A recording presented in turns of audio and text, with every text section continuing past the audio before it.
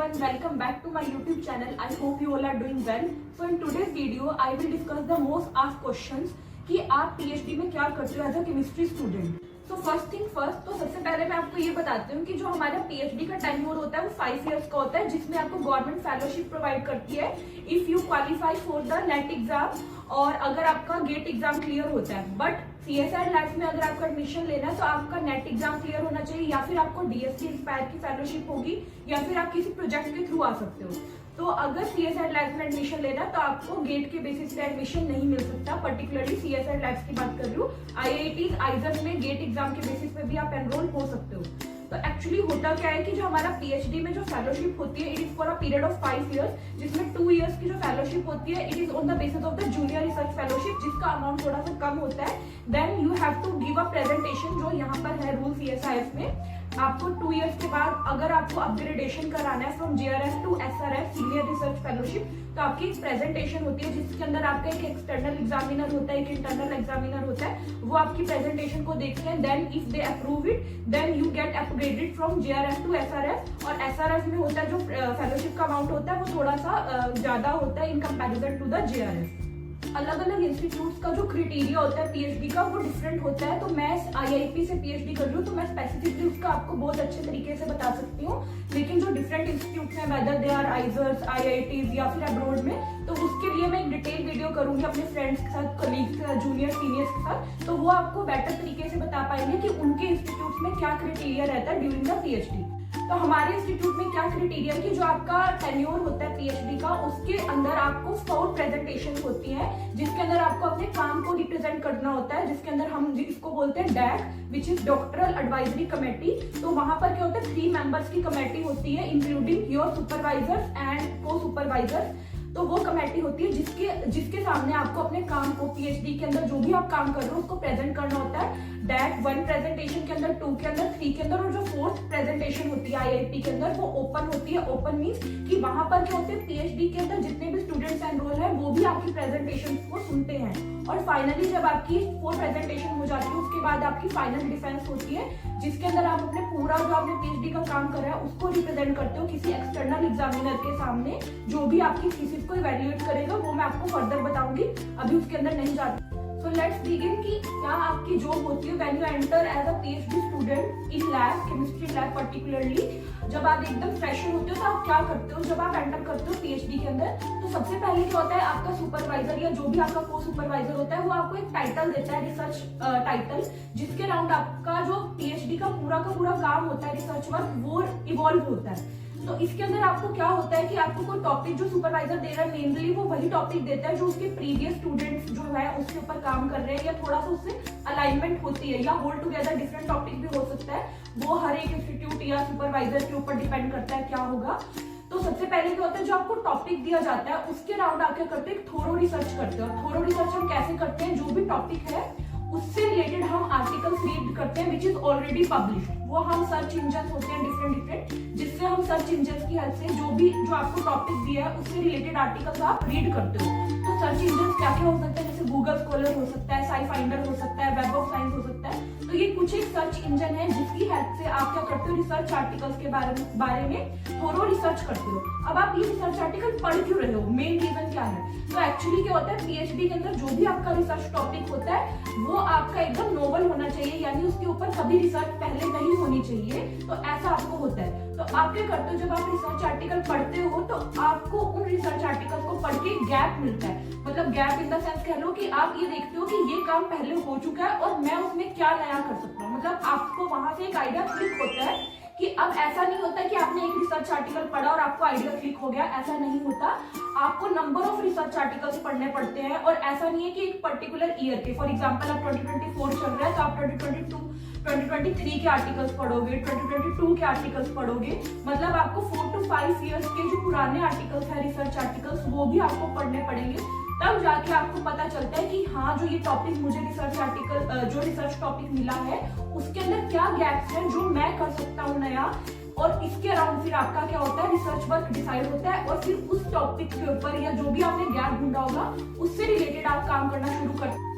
तो नेक्स्ट बारी आती है कि आपको लैब में जो काम करना है, तो मैंने आपको पहले कहा कि आप एकदम थोरो रिसर्च करिए। ऐसा ना हो कि जो आप टॉपिक आपने डिसाइड करा हो रिसर्च का कि मैं ये काम करूंगा या करूंगी, वो ऑलरेडी पब्लिश हो काम। तो इससे क्या होगा कि जो आप काम कर रहे हो, आपने 3-4 मंथ जो है अपना लैब में काम करा, फिर आप देखते हो कि जो काम करा हुआ है वो तो ऑलरेडी पब्लिश था, तो आपने जो भी काम करा होगा वो टोटल वेस्ट हो जाएगा। तो इस चीज का आपको खास ध्यान रखना है कि जो भी आप टॉपिक ढूंढ रहे हो उससे रिलेटेड मतलब काम ऑलरेडी हुआ होगा, बट जो आप सोच रहे हो करने का नया उस काम के अंदर वो ऑलरेडी पब्लिश ना हो। दूसरा मैं पॉइंट ये कहना चाहूंगी कि आपको अपने काम की स्पीड को भी थोड़ा फास्ट करना है। फॉर एग्जांपल आपको एक आइडिया क्लिक हुआ, जितने में आप वो काम कर रहे हो सकता है कि उससे पहले किसी और नहीं, इंडिया में ही या अब्रोड किसी ने वो काम पहले ही कर दिया और वो उनका पेपर जो है रिसर्च आर्टिकल पहले ही पब्लिश हो चुका हो। बेशक वो आपका काम था बट अभी तक आपने उसको पब्लिश नहीं करा था, तो वो कहीं पर रिप्रेजेंट नहीं करा, तो उसकी कोई वैल्यू नहीं है। जो उसको सबसे पहले पब्लिश कर देगा वो जो है आइडिया वो उसी का माना जाएगा, आपका नहीं माना जाएगा। So you have to be very fast while doing your work. So अब बारी आती है लैब में काम करने की। अब ठीक है, आपको एक आइडिया मिल गया, आपने रिसर्च आर्टिकल पढ़ लिया, आपने उसको देख के ये देख लिया, आपने अपनी एक रिएक्शन स्कीम तैयार कर ली बेसिकली कि हाँ अब मैं लैब में जाऊंगा या जाऊंगी तो मैं ये काम करूंगा। तो जब आप लैब में काम करते हो, ऑलरेडी आपने जो पेपर पढ़ा होगा, सपोज आपको वही एक रिएक्शन आप रिपीट करते हो, तो कई बार ऐसा होता है कि वो रिएक्शन जो किसी और ने लगाई होती है वो भी रिपीट नहीं होती। रीजन भी कि उनका इंस्ट्रूमेंट जो होता है वो अलग हो सकता है, उनका एक्सपेरिमेंटल सेटअप अलग हो सकता है। तो बहुत सारे फैक्टर्स होते हैं जो हमारे कंट्रोल में नहीं होते, इस वजह से थोड़ा रिपीटेबिलिटी का इश्यूज आता है। दूसरा कि सपोज आप अपनी रिएक्शन लगाना शुरू कर रहे हो तो बहुत ही कम चांसेस होते हैं कि फर्स्ट टाइम में वो क्लिक कर जाएगी या हिट कर जाएगी, आपको बेस्ट रिजल्ट्स मिल जाए। तो you have to do a number of reactions, बहुत सारी रिएक्शंस करने के बाद तब जाके आपके बेस्ट रिजल्ट्स आते हैं। तो ये तो था काम को लेके। अब ऐसा नहीं कि आप लैब में सिर्फ सिंथेसिस कर रहे हो, आप जो भी सिंथेसिस कर रहे हो उसको साइड बाय साइड आपको एनालाइज भी कराना पड़ता है। मतलब suppose if you are synthesising a catalyst, तो आपको उसको कैटलिस्ट को करेक्टराइज कराना पड़ेगा। करेक्टराइज मतलब कि आप उसका आईआर करोगे, आप उसका एनएमआर करोगे, आप उसका एक्सआरडी करोगे कि जो आपने कैटलिस्ट बनाया था सोच के किसी रिसर्च आर्टिकल को रेफरेंस मान के, क्या आपका उन्हीं की तरह बन रहा है, सेम चीजें आ भी रही है या नहीं आ रही। मैं अगर किसी चीज को टारगेट कर रही हूँ तो उसको मतलब उसको वैलिडेट करने के लिए कुछ ना कुछ तो आपको टेक्निक्स देनी पड़ेगी ना, तो उसको हम करते हैं करेक्टराइजेशन की हेल्प से। फॉर एग्जांपल मेरे काम के अंदर एनएमआर यूज होता है, बिकॉज मैं क्या करती हूँ कोपॉलीमर सिंथेसाइज करती हूँ जिसके अंदर मैं मोनोमर 1 या मोनोमर 2 लेती हूँ। अब मुझे मतलब मैं अपनी आंखों से देख के तो नहीं बता सकती फ्रेंकली स्पीकिंग कि हाँ मेरा मोनोमर 1 इतने परसेंटेज में इनकॉर्पोरेट हुआ है और मोनोमर 2 इतने परसेंटेज में इनकॉर्पोरेट हुआ है। तो उसके लिए ऑब्वियसली आपको कुछ ना कुछ करेक्टराइजेशन टूल्स की जरूरत पड़ेगी। तो उसके लिए जैसे मैं क्या करती हूँ प्रोटोन एनएमआर करती हूँ, मैं 2D एनएमआर करती हूँ, HMBC HMQC। Obviously I will do FTIR to determine the functionality in the synthesised polymers. तो उसके लिए हम जाते हैं, और पॉलीमर है तो उसके लिए हमें मॉलिक्यूलर वेट की भी बहुत ज्यादा जरूरत पड़ती है। तो उसके लिए हमारे पास इंस्ट्रूमेंट है GPC, या फिर जिसको आप साइज एक्सक्लूजन क्रोमेटोग्राफी कह सकते हो या फिर जेल परमेशन क्रोमेटोग्राफी कह सकते हो। तो उसकी हेल्प से हम मॉलिक्यूलर वेट डिटरमाइन करते हैं। मतलब जो भी आप सिंथेसाइज कर रहे हो लैब में उसको आपको टाइमली क्या करना पड़ता है, करेक्टराइज करना पड़ता है, उसको एनालाइज करना पड़ता है। तो अभी मैंने आपको बताया था कि हमारे पास डिफरेंट करेक्टराइजेशन टूल्स होते हैं जिसकी हेल्प से आप अपने रिजल्ट्स को क्या कर सकते हो, इंटरप्रेट कर सकते हो। तो उसके लिए हमारे पास डिफरेंट सॉफ्टवेयर है। जैसे अगर आपको एनएमआर का रिजल्ट को इंटरप्रेट करना है तो उसके लिए हमारे पास मैस्ट्रोनोवा है। जैसे आईआर का आपको ग्राफ प्लॉट करना है तो उसके लिए हमारे पास ओरिजिन है। अगर आपको कोई फिगर्स बनानी है तो ऑब्वियसली आप हाथों से तो नहीं बनाओगे, तो उसके लिए हमारे पास कैमड्रो है। तो ये डिफरेंट सॉफ्टवेयर है, उसके लिए भी मैं एक डिटेल वीडियो करूंगी जिसके अंदर मैं इन सॉफ्टवेयर को कैसे यूज करते हैं वो आपको बताऊंगी। तो नेक्स्ट आते हैं, अब हमारे पास आपने काम कर लिया, आपको आइडिया मिल गया, तो सबसे पहले आपने लैब में काम करा, आपके रिजल्ट्स आ गए, आपने उनको इंटरप्रेट भी करा। देन बारी आती है हमें उस रिजल्ट्स को, जो भी आपने काम करा उसको लिखने की, मैन्युस्क्रिप्ट फॉर्म में लेके आने की। तो मैन्युस्क्रिप्ट क्या होता है कि जब तक आपका पेपर जो आपने काम करा वो पब्लिश नहीं होता तब तक जो हम लिख रहे होते हैं उस ड्राफ्ट को, पेपर को क्या बोलते हैं, मैन्युस्क्रिप्ट बोलते हैं। जब वो पब्लिश हो जाता है तब उसको पब्लिकेशन या रिसर्च आर्टिकल बोल सकते हैं। आपने काम कर लिया लैब में, अपने मैन्युस्क्रिप्ट की फॉर्म में आप अपने काम को लिया है। अब आप क्या करोगे, अपना जो आपने मैन्युस्क्रिप्ट है उसको सबमिट करोगे किसी जर्नल में। वो नेशनल जर्नल्स भी हो सकते हैं, इंटरनेशनल जर्नल्स भी हो सकते हैं, जहां पर अपने आप काम को पब्लिश करने के लिए सबमिट करते हो। तो इसमें क्या होता है कि ऐसा नहीं कि आपने ये काम कर लिया और आपने पब्लिश करने के लिए सबमिट कर दिया एंड दैट्स इट। आपको क्या करना है, साइड बाय साइड आपको अपनी दूसरी मैन्युस्क्रिप्ट पे काम करना शुरू कर देना चाहिए मीन टाइम। तो उससे क्या होगा, आपका बहुत सारा टाइम सेव होगा। ऐसा नहीं कि हाँ ये वाला पेपर मेरा पब्लिश होगा उसके बाद मैं सेकंड काम करूंगा, ऐसा नहीं होता। हमारा ये साइड बाय साइड रिव्यू होने के लिए चला गया। अब आपको सेकंड आइडिया ढूंढना है, जैसे आपने ये वाला आइडिया ढूंढा था और ये वाला आइडिया पहले वाले से डिफरेंट होना चाहिए, तभी आपका वो नोवेल्टी के अंदर काउंट होगा।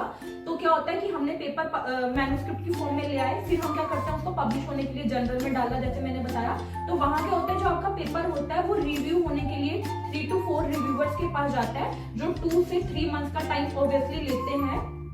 फिर आपका पेपर रिव्यू होके आता है, उसमें आपके पास 2 ऑप्शन है, या तो आपका पेपर एक्सेप्ट हो सकता है, यानी आपने पेपर सबमिट करा, वो फर्स्ट टाइम में उनको ठीक लगा तो वो एक्सेप्ट कर लेंगे, या फिर उनको ठीक नहीं लगा तो वो रिजेक्ट करेंगे। अब एक्सेप्ट में भी ऐसा होता है कि एक्सेप्ट ऐसा हो सकता है कि उनको कोई कमेंट नहीं दिए, मतलब उनको जो आपका पेपर लगा वो बिल्कुल सही लगा, उन्होंने कोई चेंजेस नहीं करे।